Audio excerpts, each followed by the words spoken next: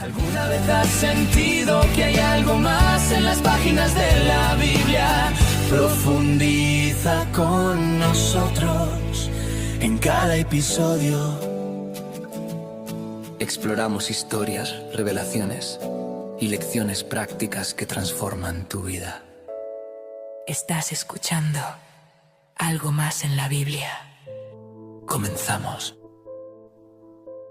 Iniciamos con una imagen que es puro poder, sacada directamente de las fuentes. Una figura sentada sobre una nube blanca, corona de oro en la cabeza y en la mano una hosa afilada. Con esta visión nos vamos a meter de lleno en uno de los pasajes más potentes y misteriosos de la Biblia. Apocalipsis capítulo 14, versículos 14 al 16. La idea hoy es desarmar esta imagen pieza por pieza y ver qué secretos esconde, siempre con la ayuda de análisis que se toman muy en serio el texto original para ofrecernos pues un panorama profundo y bien detallado. Y es clave, entender dónde estamos parados en la narrativa. El capítulo 14 de Apocalipsis es como un interludio, una pausa dramática. Imagina que acabamos de escuchar el estruendo de 7 trompetas que anuncian juicios y estamos a punto de ver cómo se derraman 7 copas de la ira de Dios. Justo en medio de esa tensión. Justo en medio. El libro hace una pausa para mostrarnos 2 imágenes que contrastan mucho. Por un lado, los redimidos, seguros con el Cordero. Y por otro, el juicio que se avecina. La escena de la cosecha que vamos a analizar es justamente el inicio de ese juicio final. Entendido. Es la calma antes de la tormenta final.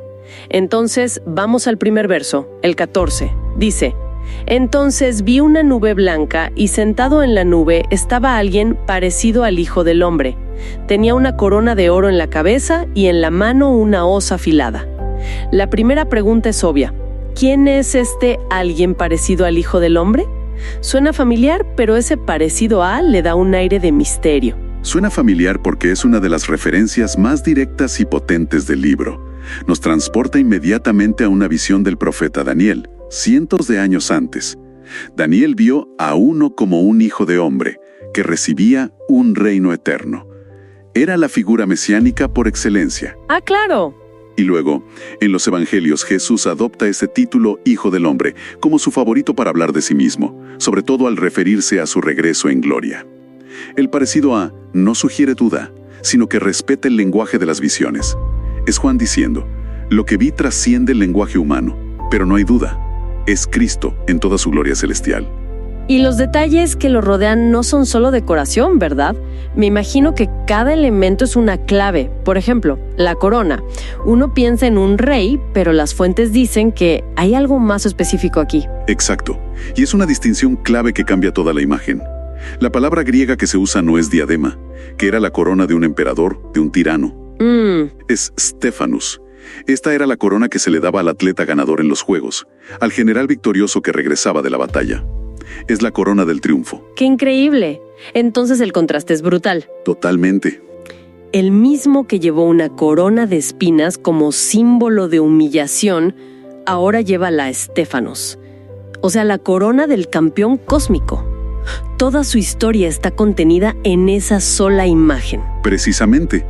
Y los otros símbolos van en la misma línea.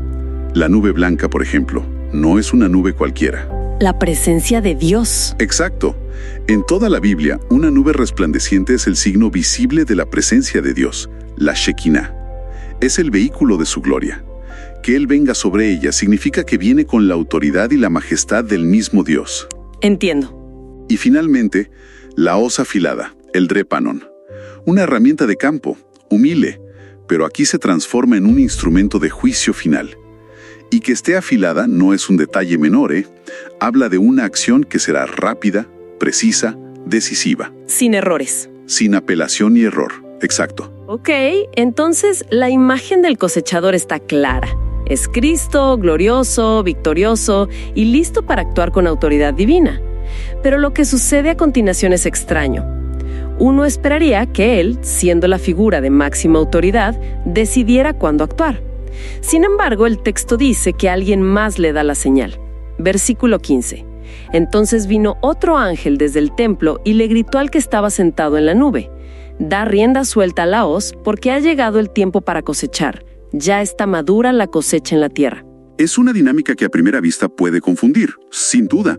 Un ángel dándole órdenes a Cristo. Exacto, eso me chocó un poco. Pero la clave, como bien señalan las fuentes, está en de dónde viene ese ángel. Desde el templo. Exacto, desde el templo. En la cosmología de Apocalipsis, el templo celestial no es solo un edificio, es el centro de mando del universo, el lugar de la presencia soberana de Dios Padre. El ángel no está actuando por iniciativa propia. Entiendo. O sea, no es su propia orden, es un eco de la voluntad del Padre. Mi primera lectura de un ángel gritándole a Cristo me sonó casi a insubordinación, pero esto lo cambia todo. Has dado en el clavo. Es un principio de armonía divina. El Hijo, aunque es juez soberano, actúa en perfecta sintonía y obediencia al tiempo designado por el Padre. El grito del ángel es la declaración oficial de que el momento fijado en la eternidad ha llegado. Y eso nos lleva al concepto del tiempo aquí. La frase «ha llegado el tiempo». ¿Qué significa eso exactamente? Y las fuentes nos recuerdan una distinción fundamental. El griego tiene dos palabras para tiempo. Una es cronos, que es el tiempo que medimos, el tic-tac del reloj. El tiempo secuencial. Eso es. Pero la palabra que resuena aquí es kairos. El kairos es el momento oportuno, el punto de inflexión, el tiempo cualitativo. Es como cuando un panadero sabe que la masa ha leudado el tiempo exacto. No es una cuestión de minutos, es el momento perfecto. El punto justo. El punto justo de madurez para meterla al horno. Ese es el kairos de Dios. La historia ha llegado a su punto de cocción. Y la descripción de esa madurez es muy potente.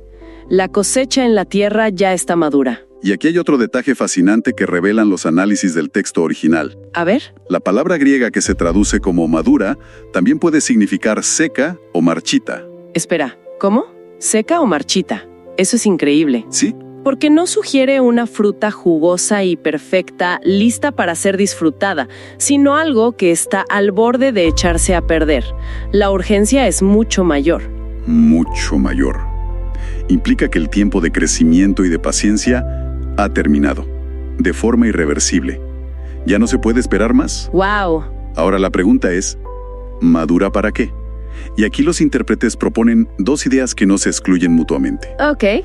Podría ser que la maldad humana, llegado a su punto culminante, ha madurado hasta la saturación. O por otro lado, podría significar que el número de los redimidos está completo, que el plan de salvación ha llegado a su madurez. O ambas cosas a la vez. O, lo que es más probable, ambas cosas a la vez. Lo que nos lleva a la ejecución. Versículo 16. Y el que estaba sentado en la nube pasó la hoz sobre la tierra, y toda la tierra fue cosechada. La acción es rápida, universal. Pero aquí aterriza la gran pregunta que plantean todas las fuentes. ¿Esta cosecha sobre toda la tierra es algo bueno o algo malo? ¿Es una recolección para salvación o un corte para juicio? Aquí entramos en el corazón del debate interpretativo del pasaje. Y es fascinante. Hay dos grandes corrientes de pensamiento. La primera es la que llamamos la teoría de la doble cosecha. Quienes la defienden dicen, miren el contexto. Esta primera cosecha es la del grano, el trigo. Inmediatamente después, en los versículos que siguen, se describe una segunda cosecha muy diferente. ¿A qué se refieren con la segunda cosecha? A ver, los versículos del 17 al 20 describen a otro ángel con otra hoz que cosecha los racimos de uvas de la tierra. Pero estas uvas no van a un granero, son arrojadas al gran lagar de la ira de Dios, donde son pisoteadas y sale sangre. Uf, la imagen es explícita. Es explícitamente violenta y destructiva. Entonces, los defensores de esta teoría dicen que el contraste es deliberado y claro. La primera cosecha, el grano, es la reunión de los creyentes para ser llevados al granero celestial, es salvación. Y la segunda, las uvas. Es el juicio sobre los impíos. Tiene mucho sentido por el contraste tan marcado. ¿Cuál es la alternativa? La alternativa es la teoría del juicio general. Sus partidarios argumentan que la imagen de la cosecha en la Biblia casi siempre es una imagen de juicio que incluye una separación. ¿Como la parábola de Jesús? Justo. Piensan en la parábola del trigo en la cizaña en Mateo 13. Al final de los tiempos, los segadores recogen todo junto y luego separan lo bueno de lo malo. Desde esta perspectiva, la primera cosecha del versículo 16 no es solo de los buenos, es un juicio sobre toda la humanidad, donde la separación está implícita en el acto mismo de cosechar. O sea que, en esta segunda visión, la hoz no distingue al pasar, simplemente corta todo y la separación ocurre después. Es una imagen mucho más aleccionadora. Mucho más. Si la primera teoría ofrece consuelo inmediato a los creyentes, la segunda presenta un cuadro más sobrio y universal de rendición de cuentas para todos. La verdad es que no hay un consenso absoluto, y quizás esa ambigüedad es intencional. Claro. El pasaje nos obliga a sostener dos verdades inseparables. El final de la historia implica tanto la culminación de la salvación como la ejecución de la justicia divina. Son dos caras de la misma moneda cósmica. Bien, si juntamos todas las piezas de este rompecabezas, la identidad de Cristo como juez, el simbolismo de todo, el tiempo divino, esta cosecha ambigua. ¿Cuáles son las grandes ideas, los titulares teológicos que nos deja este pasaje? Yo lo resumiría en tres grandes verdades. Primero, la soberanía divina absoluta. Nada de esto es caótico o accidental. Todo sigue un guión y un cronograma divinos. La historia humana, por más descontrolada que parezca, está firmemente en las manos de Dios. Ok, eso es uno. Segundo, Cristo como juez y ejecutor. Estamos acostumbradas a ver a Jesús como el Cordero sacrificial. Apocalipsis nos recuerda que el Cordero es también el león, el rey victorioso que tiene la autoridad final. Una imagen que equilibra la balanza. Exacto, equilibra nuestra comprensión de su persona y obra. Y el tercero, imagino que tiene que ver con la justicia, ¿no? Exactamente, la justicia inevitable. Debemos recordar a la audiencia original de este libro, cristianos sufriendo una persecución brutal bajo el Imperio Romano. Para ellos, ver la injusticia triunfar día tras día era desolador. Esta visión era un ancla de esperanza. Un mensaje de que todo terminará. Les decía, resistan. El mal que ven tiene fecha de caducidad. Habrá una rendición de cuentas final y definitiva, y será ejecutada por su rey victorioso. Era un mensaje de profundo consuelo. Y me imagino que no todos los expertos a lo largo de la historia han leído esto de la misma manera. ¿Cómo se aborda hoy en día el ¿cuándo de esta profecía? Esa es una pregunta central. Algunos en el pasado lo vieron como algo que ya ocurrió, por ejemplo, con la caída del Imperio Romano. Pero hoy, la mayoría de los análisis serios se inclinan a verla de dos maneras que se complementan. Ah, sí. Por un lado, es una verdad atemporal o idealista. La justicia de Dios siempre está cosechando en la historia. Y por otro lado, también apunta a un momento futuro y culminante, un clímax definitivo para la historia. No es o una cosa o la otra, sino ambas.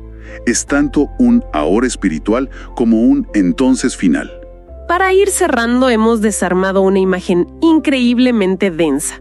Vimos a Cristo no como el humilde carpintero, sino como el cosechador cósmico. Analizamos el cambio de una corona de espinas a una de victoria, el significado de una simple hoz y la idea central de un tiempo divino, un kairos, que desencadena una acción final que es a la vez salvación y juicio. Exacto. Y creo que la reflexión final que nos dejan las fuentes es sobre el propósito de un texto así. No fue escrito para que armemos calendarios proféticos o para satisfacer nuestra curiosidad sobre el futuro. Es, ante todo, una proclamación teológica que busca transformar el presente. Es un llamado a la vigilancia, a vivir con integridad y, sobre todo, a la esperanza. El mensaje fundamental es que la historia no se disuelve en el caos, sino que concluye en el juicio justo y redentor de un Dios soberano.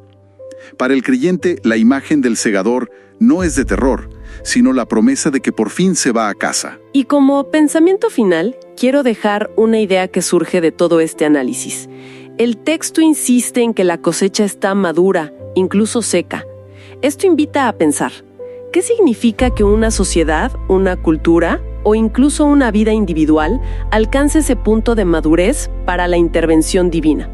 ¿Se trata de llegar a un clímax de bondad para ser recogido o a un punto de no retorno en la rebelión para ser juzgado?